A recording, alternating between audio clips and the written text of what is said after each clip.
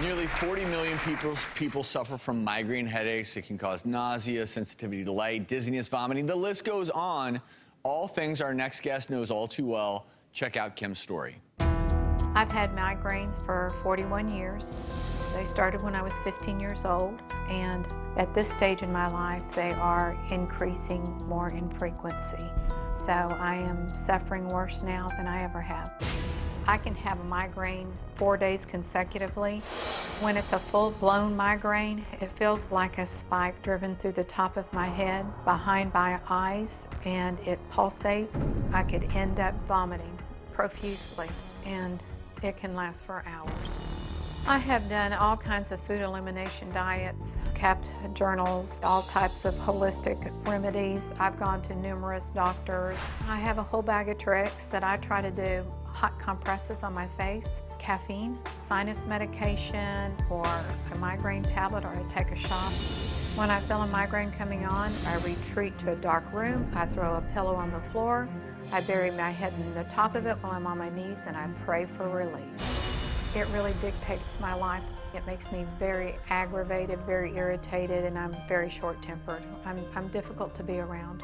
My husband and my daughter have really grown very tired of me saying I have a migraine. It's exasperating to them, and I think it's somewhat depressing.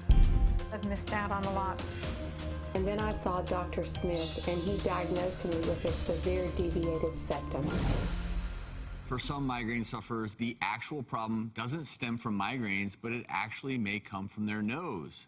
It sounds so odd, right? Well, Kim heard about a procedure with facial plastic surgeon Dr. Kevin Smith that reportedly has a very high success rate for her problem. She decided to check it out, and we were there for her surgery.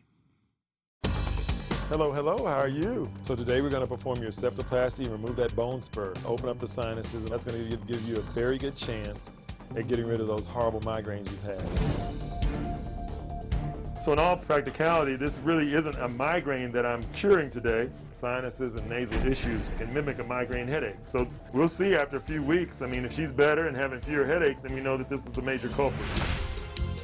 I'm making a little incision here on the left side of her septum.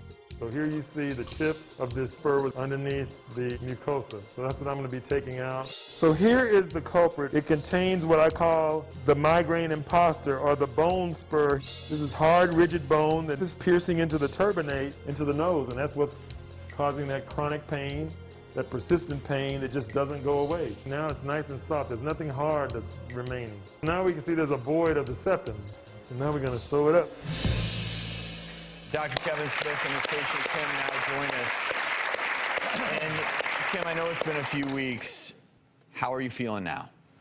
Amazing. It's like I had the energy of a 20-year-old. Wow. 41 years later, and this ends up being the solution. So let's clarify, Dr. Smith, because people don't tend to think of migraine symptoms and deviated septum together.